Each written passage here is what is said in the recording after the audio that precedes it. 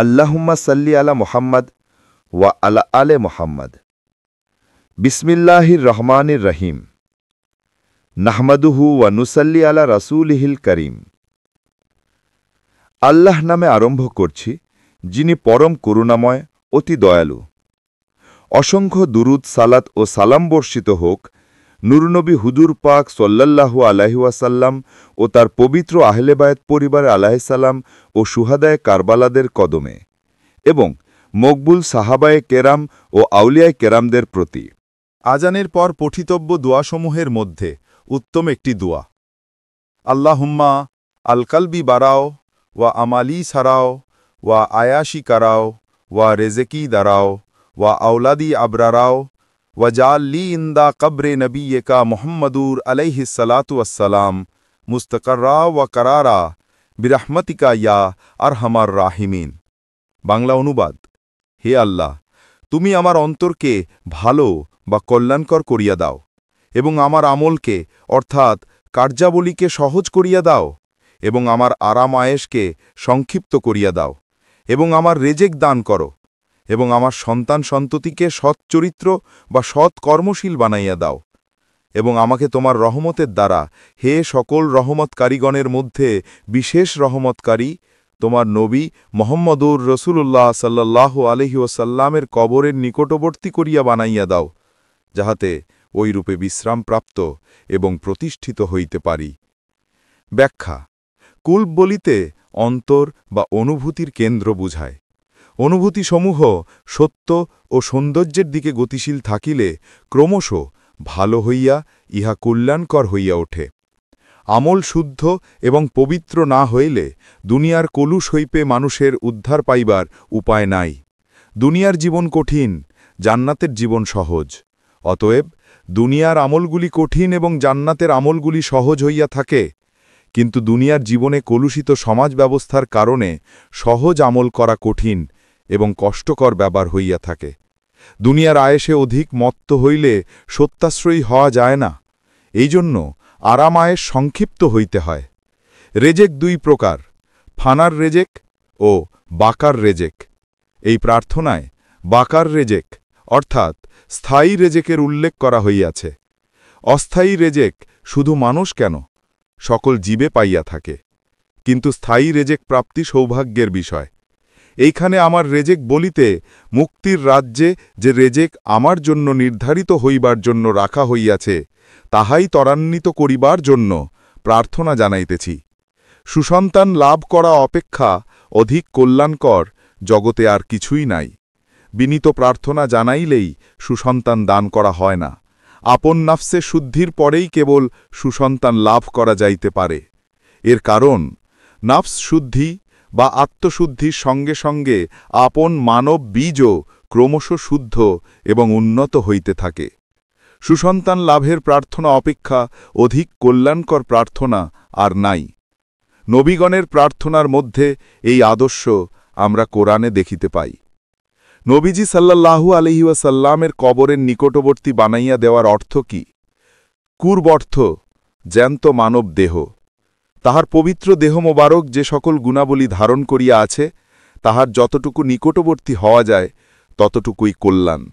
মহানবী সাল্লাল্লাহু আলাইহি ওয়াসাল্লাম জগতের সকল মানবের আদর্শ এবং সর্বশ্রেষ্ঠ কল্যাণের ধারক বা ভাণ্ডার। তাহা হইতে যে যতটুকু গুণাবলী অর্জন করিবে, সে তাহার সান্নিধ্য ততটুকুই লাভ করিতে পারিবে। তাহার কবরের নিকটবর্তী হওয়া অর্থই তাহার প্রিয় হওয়া। দেহের শুদ্ধি অর্জনের দ্বারা অর্থাৎ জীবনের শুদ্ধি অর্জনের দ্বারা যতকাল পর্যন্ত বিশ্রামপ্রাপ্ত না হইবে, ততকাল পর্যন্ত মানুষের ভ্রমণের শেষ নাই। জান্নাতে যাইয়া ভ্রমণের পরিসমাপ্তি ঘটে এবং বিশ্রামপ্রাপ্ত হয়, কিন্তু মানবীয় নিজ শক্তিতে এইরূপ বিশ্রামপ্রাপ্ত হইয়া যায় না। বিশ্রামস্থলের নিকটবর্তী হইয়া ডাকাডাকির প্রয়োজন অবশ্যই থাকিয়া যায়। নবীজি সাল্লাল্লাহু আলাইহি ওয়াসাল্লাম এর দেহের নিকটবর্তী করিয়া গড়িয়া তোলার প্রার্থনা অতি চমৎকার। হানাফি সমাজে প্রচলিত দোয়া, আল্লাহুম্মা রব্বা হাযিহিদ দাওয়াতিত তাম্মাতি আসসালাতিল কাইমাতি আতে মুহাম্মাদানিল ওয়াসিলাতা ওয়াল ফাদিলাতা ওয়ারা দারাজাতার রাফিয়াতা ওয়াবআসতু মাকামান মাহমুদান আল্লাযী ওয়া'আদতাহু ইন্নাকা লা তুফলিহুল মিআদ। বুখারী প্রণীত মিথ্যা একটি হাদিস অনুযায়ী রচিত হইয়াছে এই দোয়াটি। ইহা পড়িয়া আমরা নিজেদের জন্য এবং রসুলের জন্য আল্লাহর নিকট কল্যাণ প্রার্থনা করিয়া থাকি। বাংলা অনুবাদ: হে আল্লাহ আমাদের রব, ইহা পরিপূর্ণতার ডাক এবং সালাত দাঁড় করাইবার ডাক। মোহাম্মদকে বিশেষ উসিলা এবং বিশেষ ফজিলত দান করো এবং উন্নত স্তর বা মর্যাদা দান করো এবং তাহাকে উত্থিত করো মুকামে মাহমুদায়, যাহা তুমি তাহাকে ওয়াদা করিয়াছ। নিশ্চয়ই তুমি তোমার ওয়াদা ভঙ্গ করো না। ব্যাখ্যা: কথাগুলি অতি সহজ, অতএব ব্যাখ্যা লেখার প্রয়োজন হয় না। তথাপি মন্তব্য হিসাবে এই দোয়ার কয়েকটি রচনাক্রুটি দেখানো যাইতে পারে। আল্লাহ তাআলা মোকামে মাহমুদায় উন্নতিদানের ওয়াদা করেন নাই, বরং কোরআনে স্পষ্টভাবে তাহাজ্জুদের ফলশ্রুতিস্বরূপ উম্মতে মুহাম্মদী সাল্লাল্লাহু আলাইহি ওয়াসাল্লামকে মোকামে মাহমুদায় উন্নতির সম্ভাবনার কথাই উল্লেখ করিয়াছেন 17:79। সুতরাং রচিত দোয়াটি রসুল সাল্লাল্লাহু আলাইহি ওয়াসাল্লাম এর প্রতি প্রয়োগ করিলে তাহার দ্বারা রসুল সাল্লাল্লাহু আলাইহি ওয়াসাল্লামের প্রতি অবমাননা এবং শত্রুতা প্রকাশ পায়। 22 কথাটি জান্নাত এবং জাহান্নামের জন্য প্রযোজ্য, কিন্তু মোকামে মাহমুদার জন্য মোটেই প্রযোজ্য নয়। তথাকার জন্য প্রযোজ্য শব্দ হইল নসর। অতএব ইহা অতি স্পষ্ট যে এই দোয়াটি রসুলের প্রতি বিদ্বেষপরায়ণ দুষ্ট প্রকৃতির অজ্ঞান লোকের রচনা। তাছাড়া আল্লাহ তার ওয়াদা ভঙ্গ করেন না, এই কথা আল্লাহকে স্মরণ করাইয়া দেওয়া একটি বেয়াদবি এবং ধৃষ্টতা। অবশ্য মহানবীকে সাধারণ মানুষরূপে প্রকাশের প্রয়োজন অত্যাধিক অনুভব করার কারণেই তাহারা এইরূপ করিয়াছে। আজানের প্রকৃত অর্থ: 1. আল্লাহ শ্রেষ্ঠতর, অর্থাৎ অন্য যাহা কিছুকে আমরা মনে স্থান দিয়া থাকি বা শ্রেষ্ঠ বলিয়া গুরুত্ব দিয়া থাকি, তাহা অপেক্ষা আল্লাহ শ্রেষ্ঠতর। 2. আমি সাক্ষ্য দিতেছি যে আল্লাহ ছাড়া কোনো উপাস্য নাই। 3. আমি সাক্ষ্য দিতেছি যে মুহাম্মাদুর রসুলুল্লাহ সাল্লাল্লাহু আলাইহি ওয়াসাল্লাম আল্লাহর রসুল। 4. সলাতের উপরে জীবন্ত বা প্রাণবন্ত হইয়া ওঠ, অর্থাৎ সলাতের আমলের উপর জীবন্ত হইয়া ওঠ। 5. কল্যাণের উপরে জীবন্ত হইয়া ওঠ, অর্থাৎ সলাতের সাহায্যে আল ফালাহ বা বিশেষ কল্যাণের ওপরে জীবন্ত হইয়া ওঠ, কারণ সলাতবিহীন দুনিয়ার জীবন মৃতের তুল্য। 6. হাইয়া আলা খাইরুল আমাল। আজানের এই কথাটি রসুলের সময় ছিল, এখন ইহা বাদ পড়িয়াছে। ইহার অর্থ উত্তম আমলের ওপরে জীবন্ত হইয়া ওঠ, অর্থাৎ জিহাদের ওপরে তথা জিহাদের আদর্শের ওপরে জীবন্ত হইয়া ওঠ। এখানে উত্তম আমল বলিতে অকি জিহাদকে বুঝাইয়াছে। প্রকৃতপক্ষে সলাত হইল প্রতিটি মানুষের জীবনের অকি জিহাদ। সলাত ব্যতীত জাহান্নাম হইতে মুক্তির উপায় নাই। 7. আল্লাহ শ্রেষ্ঠতর। 8. আল্লাহ ছাড়া কোনো উপাস্য নাই। 9. ঘুম হইতে সলাত উত্তম। ফজরের আজানে বর্তমানে উল্লিখিত এই ঘোষণাটি রসুল সাল্লাল্লাহু আলাইহি ওয়াসাল্লামের সময় ছিল না। আসসালাতু খায়রুম মিনান নাওমের বিচার বিশ্লেষণ। কথাটি অবৈজ্ঞানিক এবং মিথ্যা। ইহা সলাতকে ধ্বংসকারী একটি উক্তি। অতএব ইহা কোরআনের অথবা কোনো সত্য ধর্মের অনুমোদন পাইতে পারে না। ঘুম দেহের বিশ্রাম, ইহা দেহের একটি ধর্ম। দেহ ও মনের সকল ধর্ম যখন সলাত দ্বারা নিয়ন্ত্রিত হয়, তখন সেই ধর্মগুলি সকলেই সলাত হইয়া যায়। জীবনের যে কোনো ধর্ম ও কর্ম হইতে সলাতকে বিচ্ছিন্ন করা যাইবে না। সেরূপ হইলে উহা সলাত হইবে না। সলাত 24 ঘণ্টার দায়মি অখণ্ড একটি জীবনাদর্শ। ইহাকে জীবনের কোনো অংশ হইতে খণ্ডিত করিলে ইহা আর কোরআনের অনুমোদিত সলাত থাকে না। তাহাকেই সলাতি বা মুসাল্লি বলে, যিনি দায়েমিভাবে সলাতের উপরে থাকেন। 70:22-23। দায়েমি অর্থ অবিরাম। শব্দটি নিজেই যথেষ্ট ছিল, তদুপরি ইহার উপর দীর্ঘ মজ স্থাপন করিয়া মুসল্লির জীবনের সব কিছুকেই দায়েমি সলাতের অন্তর্ভুক্ত করা হইয়াছে। ঘুম হইতে সালাদ শ্রেষ্ঠ, এই কথাটিকে একটি নীতিবাক্যরূপে গ্রহণ করিলে ইসলাম ধর্ম জগৎ ও জীবন হইতে বিচ্ছিন্ন হইয়া অনুষ্ঠানবাদী একটি ধর্ম হইয়া দাঁড়ায়। ইসলাম সামাজিক ও রাষ্ট্রীয় একটি ধর্ম আর থাকে না, বরং ধর্ম ও রাষ্ট্র আলাদা হইয়া যায়। মূল নীতি হইতে অনুষ্ঠান ধর্ম আলাদা হইয়া ধর্ম ও রাষ্ট্র ভিন্নমুখী হইয়া যায়।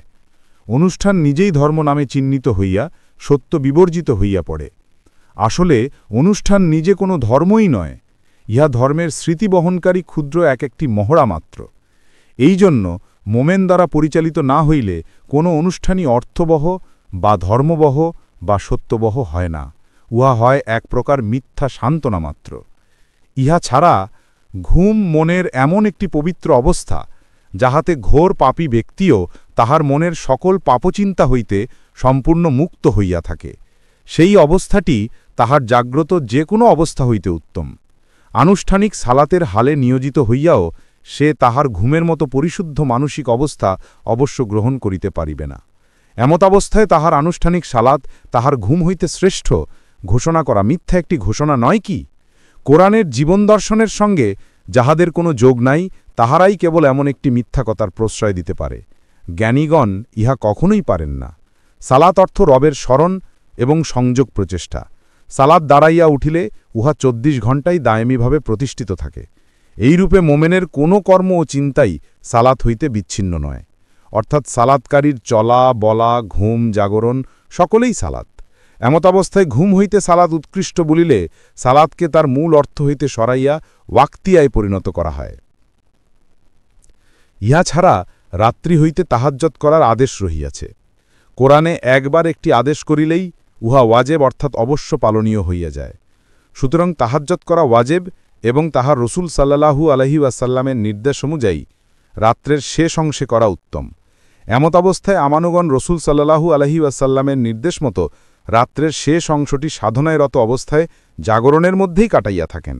অতএব তাহাদিগকে ইহার দ্বারা অর্থাৎ ঘুম হইতে সালাত ভালো কথা দ্বারা আহ্বান করা অর্থহীন, বরং ইহার দ্বারা রাত্রির শেষাংশেও ঘুম পরোক্ষ অনুমোদন পাইয়া যায়। অতএব এই ঘোষণা আধ্যাত্মবাদ বিরোধী, কোরআন এবং সুন্নাহ বিরোধী, ধর্মদ্রোহী একটি উক্তি বলিয়াই সুফিগণ মনে করেন। বিশেষ একটি মন্তব্য, আমাদের মধ্যে প্রচলিত উপরে উল্লেখিত আজানের দোয়াটি যদি সুফির দৃষ্টিকোণ হইতে বিশেষ অর্থে গ্রহণ করা হয়, তাহলে ইহাকে নির্দোষ একটি দোয়া বা প্রার্থনারূপে অবশ্য গ্রহণ করা যাইতে পারিবে। সুফিমতে প্রার্থনাটি ঐতিহাসিক মোহাম্মদুর রসুল্লাহ সাল্লাল্লাহু আলাইহি ওয়াসাল্লামের জন্য নয়, বরং ইহা সার্বজনীন মোহাম্মদের জন্য প্রযোজ্য হইতে পারে।